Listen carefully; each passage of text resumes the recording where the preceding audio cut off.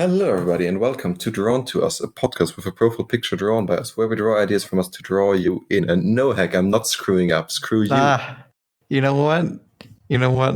Next time we're gonna do this live, and I'm gonna throw a brick at you the exact moment we start the podcast. Please don't throw people at me, even if they're pricks. Somebody said a brick.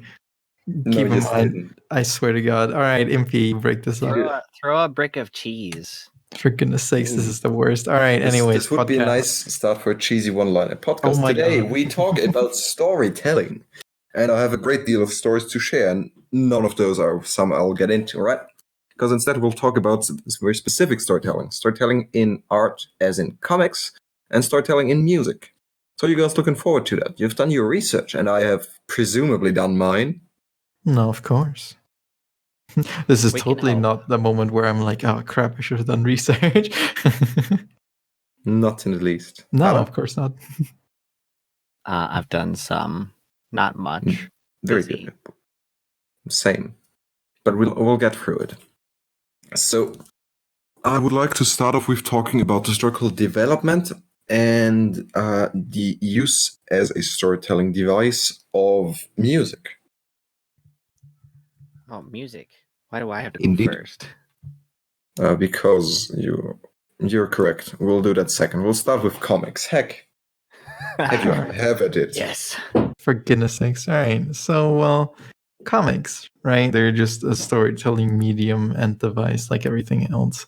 But the benefit over, comics to books is that you do have that visual medium, which is actually more respected in like academic studies than I thought.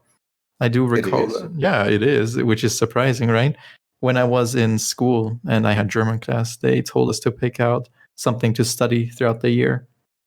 And I'm pretty sure they had Naruto in there. It was just right in there at the bottom of the list. And I think what they wanted to talk about is how the mangaka uses light or how shading to indicate different emotions or something like that, right? So you can see, that even if you don't think so, a lot of this stuff is a lot more in depth in storytelling than we think at first glance. It's easy to look at like, a visual image of a comic, like some scene in a garden or something like that, and think it's just a garden. Much like how in literature you can look at, a description of a garden and think, oh, okay, nice garden, moving on, But there is, always that hidden layer that authors and creators of any kind, I suppose, like to put in there. But yeah. Do we know when comics were first historically initiated? I'm sure we do. Indeed, we do. Yeah, if I looked it up. But if I had to guess, right, I'm gonna say the first comics were probably something along the lines of caricatures, right? Caricatures were. You're right and also wrong. So let's focus on the wrong part. Oh, yeah, sure. Please. We'll focus on. Yeah, we'll need to focus on the wrong part. The first comics are actually the oldest piece of recorded history we have. That's cave paintings. They depict ritual scenes and they depict everyday actions as well as stories which people told at that time in order to convey information to other people. The comics have actually been around probably as long as humanity has. You hear that, more. Give me a second, I'll sneeze. Oh, well, while Summer sneezes, I'm practicing one of the oldest professions of the world, guys. That doesn't get your... And it has for a long time, especially in modern times, not been recognized officially by the larger art community, I want to say, as a very high level piece of storytelling. Because comics are still looked down upon somewhat. I mean, I'm sure in those high fancy art communities, I can see that being looked down on a lot, Oh yes, they do that quite a lot. Well, which I personally don't agree with.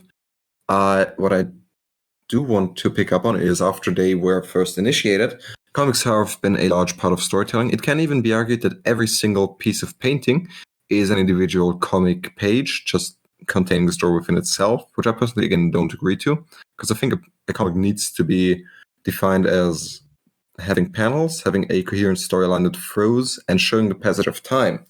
Because one of the most fun things about regular art pieces, singular pieces. in storytelling is that they don't have to depict linear progressions of time, right? There's a very famous painting about the Spanish Civil War, which is quite chaotic, and you have no idea what goes on, or all things seem to happen at the same time. Just like all of my art. There is also this painter, this guy who has done very illogical, impossible drawings. I just forgot his name. Tyler, have at it. Oh, I was going to say, I think some of the best pieces of art that I've seen have been like story-driven illustrations. So, I mean, I came across an ad the other day. That was the name, story-driven illustrations. Aha. Every scene was it portrayed a character or something happening where you could feel that this was not the end, this was not the beginning, this was a scene of a moment captured in art. You could feel the motion, you could know that something was happening in this whole picture, and the composition, it went together to make this really interesting art piece. Like, that's like, it's not a comic, but the soul of a comic is there. Like, there is a progression, there is imagination involved in it, which pushes you forward. There's a narrative. It was really interesting. I think that's some of the best art that I've seen.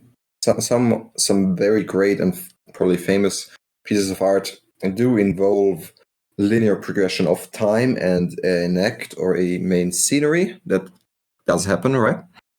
I just don't. I wouldn't define those as comics myself, because a comic to me is yeah. How about this? Does it? No, a comic does not need to involve. What doesn't? It doesn't need to involve speech. It very often does, but it doesn't need to, right? Yeah. Oh, my thing turned on. Oh, whoopsie! Someone has music. Someone has company. Oh.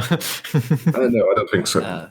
So for me, a comic is something that is more, I don't know, probably more focused on the story. No, not more focused on the story. I'd have to say, for me, a comic does have to be in panels. Actually, I don't think. Divided like that. There is a counterpoint to this, which you can make Imperfect with your favorite web comics, for example, and those are obviously comics. So we'll get into discussion of what comics are afterwards. But I'll have to say there is definitely a line between art pieces and comics for now, and unfortunately we don't have the time to discuss it. But I'll note it down for later on. The impossible art pieces, if anyone is interested, are those who were created by Mauritius Cornelius Escher, who is apparently well known. Oh, Escher. I would like for Heck to talk about his thoughts on comics as storytelling devices. What are their advantages, and what techniques do comics commonly employ? Because they do employ very cinematic techniques.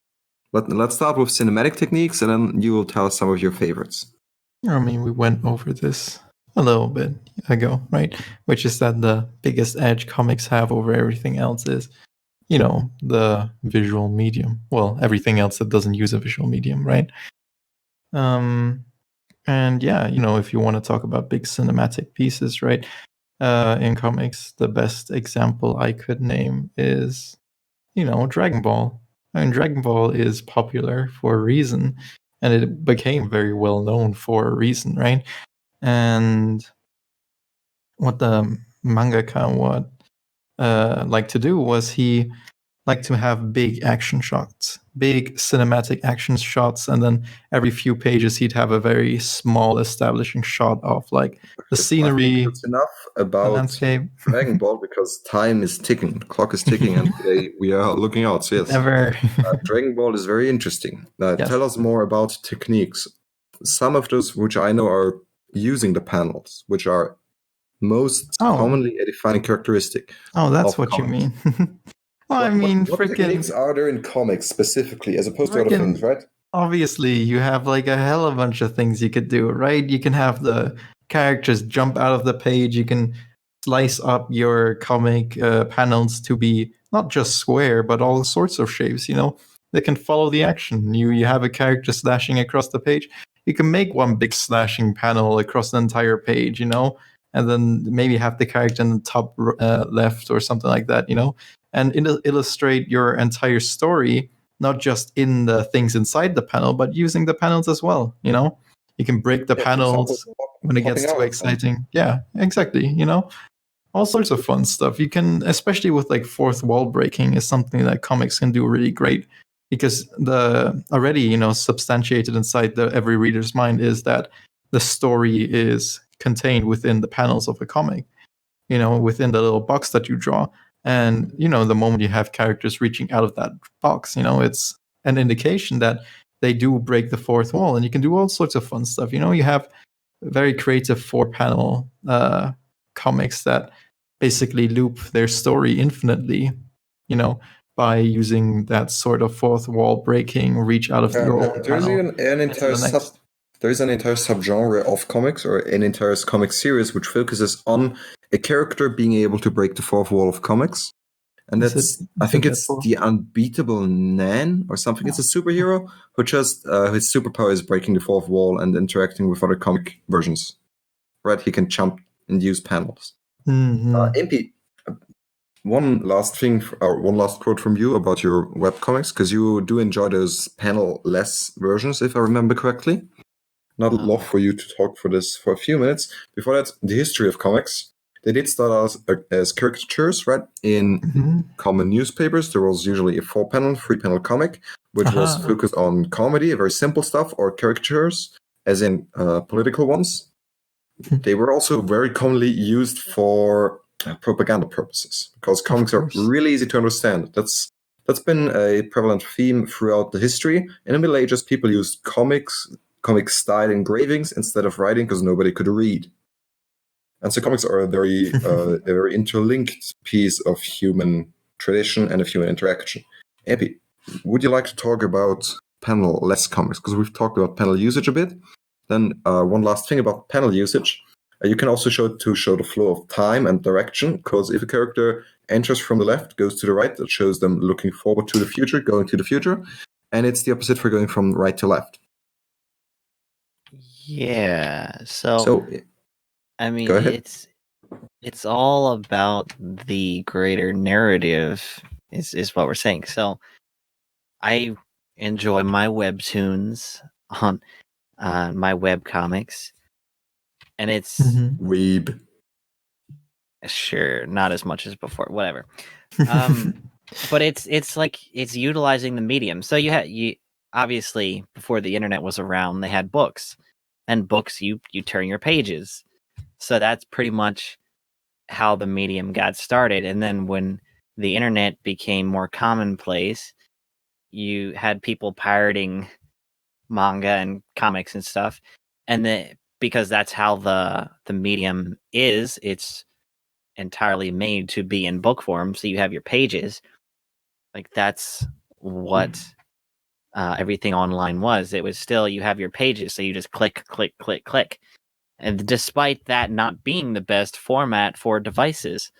So then, as the medium progressed, we get our web comics, which are up and down. You scroll up the screen, which is way more intuitive because, it's breaking free from the book format, which is really good. And then I'll have to say it is really good if utilized properly and not overdone. I think there's some great value to panels as well. Yeah. And then see, panels, like Heck was saying, it all serves to drive the greater narrative. Like if you're action scene, you have sharper panels, and whatever dialogue scenes, you have structured boxes, stuff like that.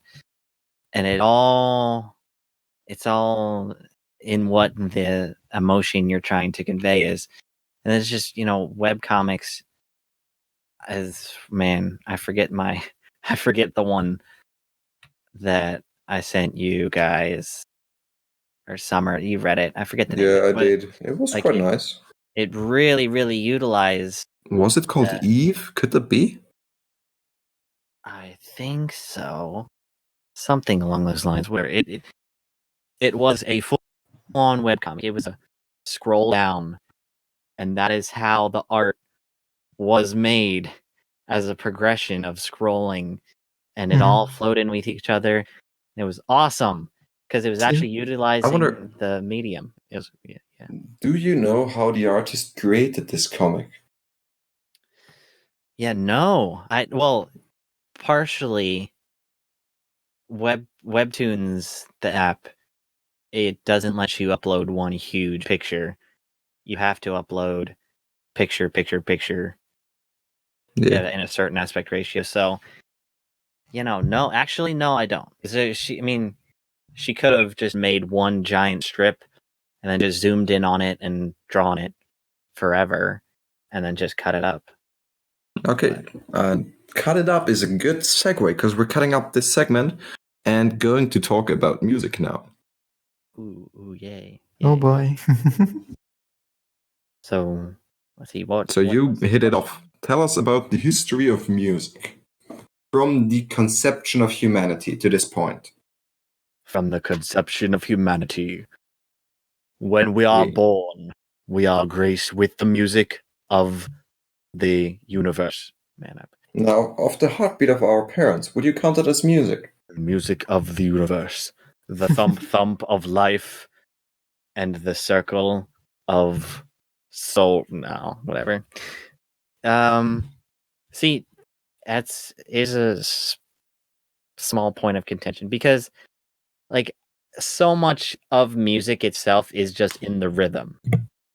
And, back when they didn't have digital music and stuff, a lot of music was its primary purpose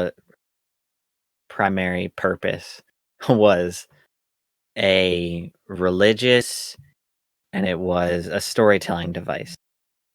So, partly because it's a lot easier to remember music lyrics than just a story.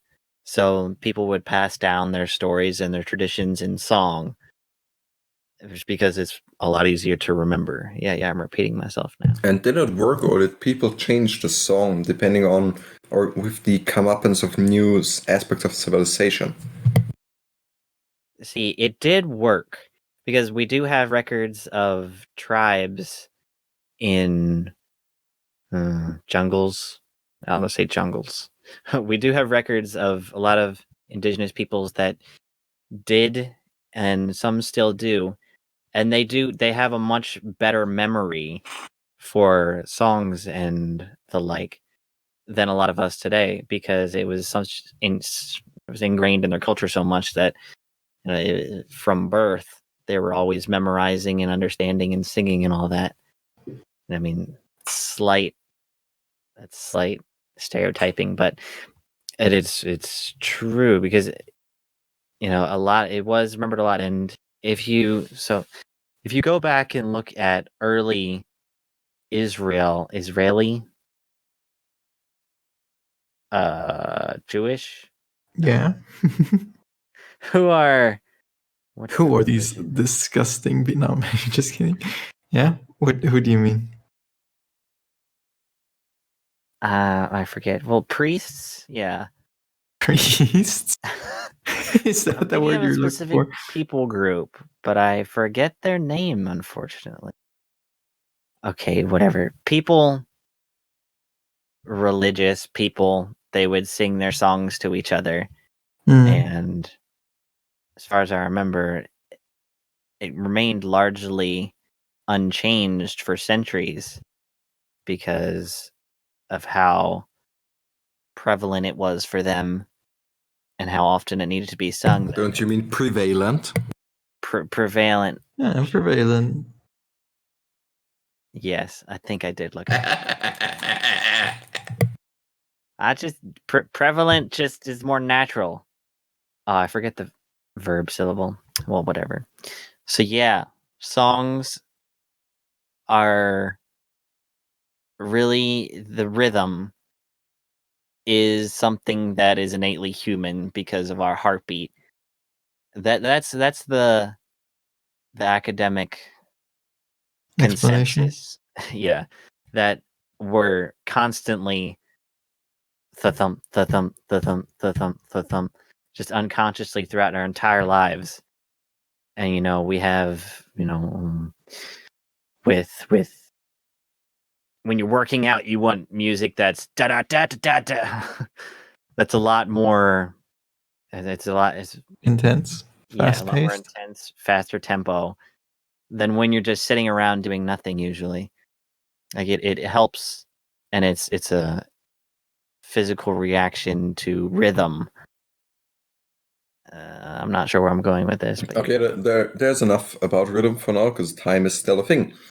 2 points. First of all, I've heard a lot of people freak out when they're in those rooms where it's absolutely quiet as we can get it, and then they start to hear their own blood, their own heartbeat, and their bones grinding on against each other. Do you reckon Hilarious. it would be ever achievable for someone who is perfectly alright with that, and maybe even starts creating some kind of music based on that? was that a question? It Mhm. was. I mean, What? Summer, you're asking a silly question. Everybody can turn anything into art, right? As long as they put the time, dedication, and skill to it, right? So, I mean, in short, I'm sure the answer is yes. Of course, you can probably make music Very with. good. Then my question is answered. Then moving on. Heck, Oh. you've been talking an awful lot. Tell us your thoughts about music. Never mind, I In guess. history. I don't listen to music, like, at all. See, but Okay. my reasoning is that music is always very emotional, and I'm easily stirred by music in that sense that I can be swept away by the emotion of the piece. And I tend to avoid that, I'm just like, you know what? I'm not in the mood to deal with emotions. I like to switch off from time to time. So I just have something brain dead in the background so I don't have to think too much. That's my reason for avoiding music. And yeah, what was your question? My thoughts on music? That's my thought on Yeah, music. your thoughts on music. Yeah, it's pretty Next cool. question is for our music expert, Tyler. You did mention that it was mostly for preserving tradition and also for ritual purposes. Now, when did that change? From what I remember, so there are two distinct